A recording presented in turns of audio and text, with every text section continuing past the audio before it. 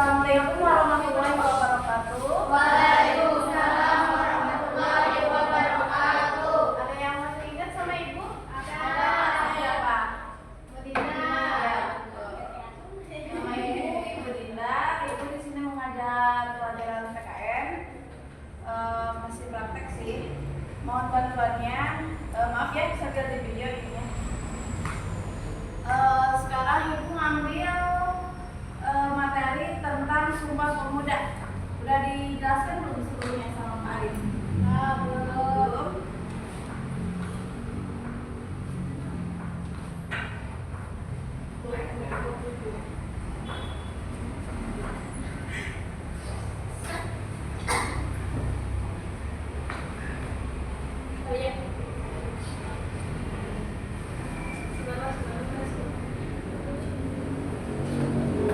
Sumpah Pemuda.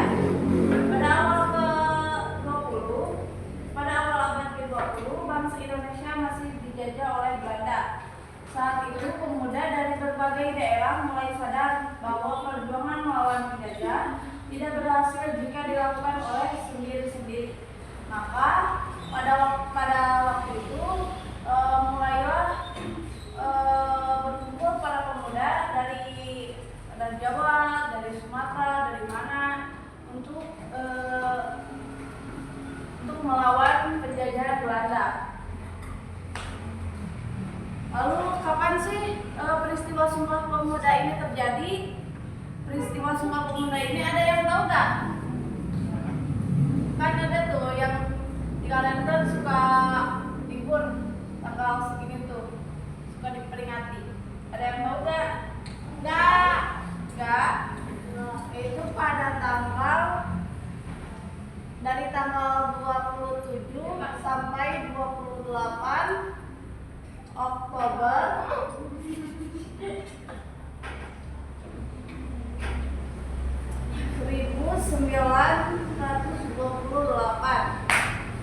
Ini peristiwa Sumpah Pemuda ini terjadi pada tanggal berapa? 27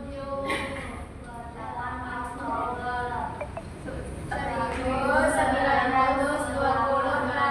Ya, tepatnya yaitu di Gedung Kramat nomor 106.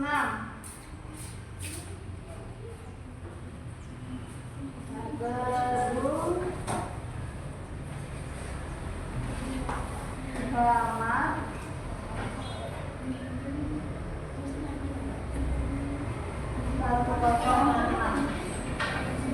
tepatnya di mana? Gedung Kramat 106. Ya. Sumpah Pemuda ini terjadi pada tanggal 27 sampai 28 Oktober 1928. Tempatnya itu di Gedung Kramat nomor 106. Nah, pada peristiwa ini organisasi pemuda di seluruh Indonesia itu bersatu untuk melawan penjajahan Belanda, yaitu seperti organisasi Jong Java, Jong Sumatera Pon, dan Jong Celebes. Ada pula tokoh-tokoh yang terkait dengan peristiwa ini, yaitu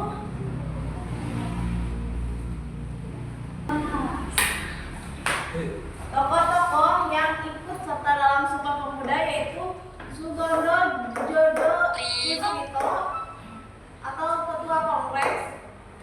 Lalu ada Muhammad Yamin sebagai Prof. Supratman. Dan pada terjadinya Sumpah Pemuda ini, pada saat itu diperdengarkan lagu Indonesia Raya pada pertama kalinya. Siapa pencipta lagu Indonesia Raya? Siapa pencipta lagu Indonesia Raya? Ada yang tahu?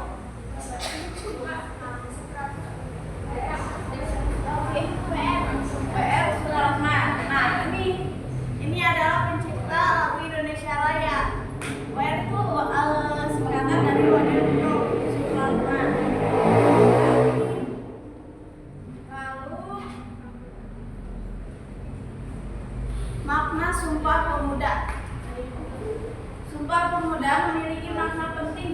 bangsa Indonesia, yaitu untuk menyatukan bangsa Indonesia yang beragam. Di Indonesia ini kan negara kepulauan yang pulaunya itu hampir 1000 gitu kan, dengan berbagai budaya, berbagai bahasa, dan berbagai suku, ras, adat istiadat.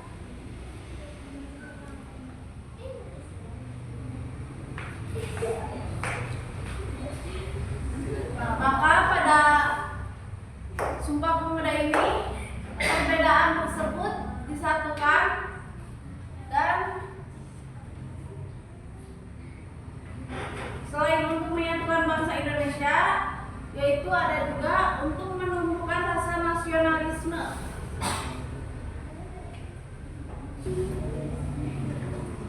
Untuk menumbuhkan rasa nasionalisme, cinta tanah air Indonesia. Karena pada saat itu enggak semua pemuda itu pro gitu pada kemerdekaan. Ada juga yang malahan setuju pada penjajah, pada Belanda, karena mereka mendapatkan perlindungan dari penjajah. Namun pada saat Sumpah Pemuda ini semua rakyat Indonesia, semua para pemuda Indonesia bersatu untuk kemerdekaan Indonesia. Bukan hanya kemerdekaan Indonesia, bahkan pemuda Indonesia juga memperjuangkan kemerdekaan individunya atau kemerdekaan diri sendirinya, agar tidak diperbudak, agar tidak dipekerjakan secara paksa oleh para penjajah.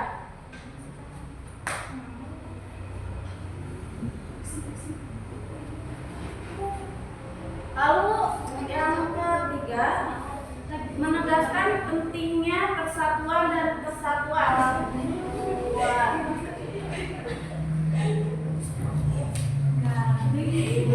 Yang ketiga itu menegaskan pentingnya persatuan dan kesatuan negara Indonesia. Seperti yang tadi Ibu terangkan, negara Indonesia itu adalah negara kepulauan yang berbagai macam adat istiadatnya. Maka dalam Sumpah Pemuda ini negara Indonesia menjadi satu tujuan, yaitu untuk mengambil hak kemerdekaan mereka. Lalu poin ke-6 yaitu nilai-nilai Sumpah Pemuda. Nilai-nilai yang bisa kita terapkan dalam kehidupan sehari-hari mengenai Sumpah Pemuda ini, yaitu 1. Cinta tanah air.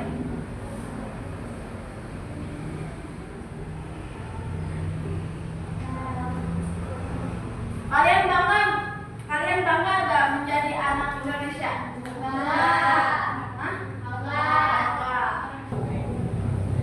Lalu yang kedua yaitu persatuan dan persatuan. Persatuan dan kesatuan Indonesia.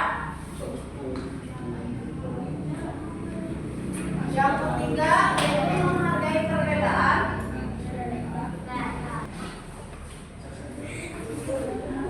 Menghargai perbedaan. Di sini ada yang tahu nggak bahasa di Indonesia ada bahasa apa aja? Bahasa Bali, bahasa Jawa, bahasa Sunda, bahasa Batak, ya. Tapi bahasa-bahasa di Indonesia ini kan bahasa sesuai daerahnya masing-masing ya. Daerah di Indonesia ini kan banyak. Tapi mereka bisa bersatu, perhatiin semuanya. Mereka bisa bersatu, disatukan oleh bahasa. Ya, mereka disatukan oleh bahasa Indonesia. Karena bahasa Indonesia ini adalah bahasa persatuan. Bisa semuanya pakai bahasa Indonesia? Ya, bagus.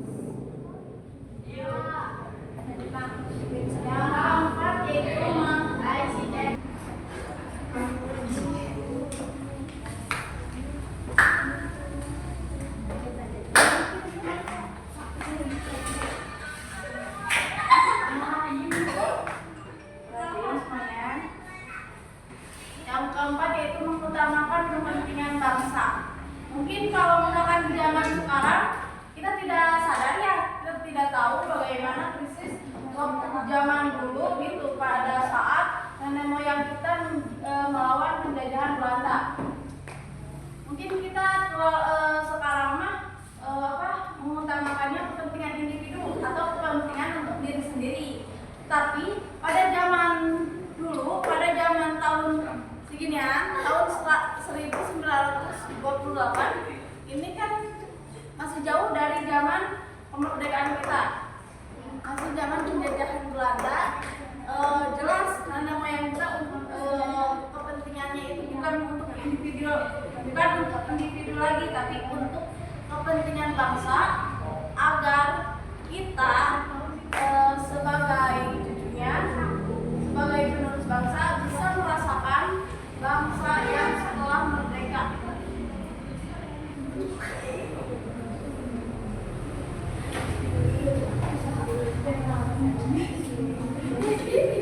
Penerapan dalam kehidupan sehari-hari. Perhatikan punya contoh sikap yang mencerminkan Sumpah Pemuda, yaitu menggunakan bahasa Indonesia dengan baik. Boleh HP-nya dimasukin ke tasnya dulu. HP-nya tolong dimasukin ke tasnya dulu. HP-nya tolong dimasukin ke tasnya dulu. Lalu ada juga berteman tanpa membeda-bedakan suku, agama, atau daerah. Kalian di sini udah pada apa? Sumpah Pemuda? Udah? Udah apa? Benar? Lagi tapi satu meja bacanya. Boleh? Mau dari meja mana dulu? Ini masuk ke sini. Ini ke sini. Itu di barisan belakang. Ayo mau siapa dulu? Mau ditulis dulu itunya? Atau udah apa? Udah apa? Yang cowok udah apa? Belum? Ada namanya ya pesannya? Bapak di bareng-bareng ya, kayak gini.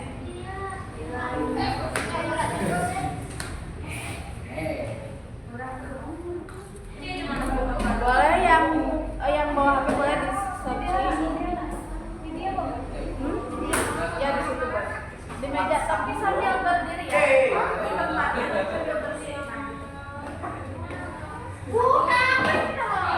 Ayo.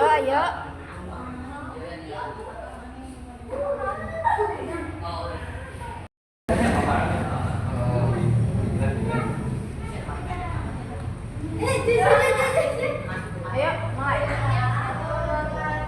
Sumpah Pemuda, kami putra dan putri Indonesia, mengaku bertumpah darah yang satu tanah air Indonesia. 2.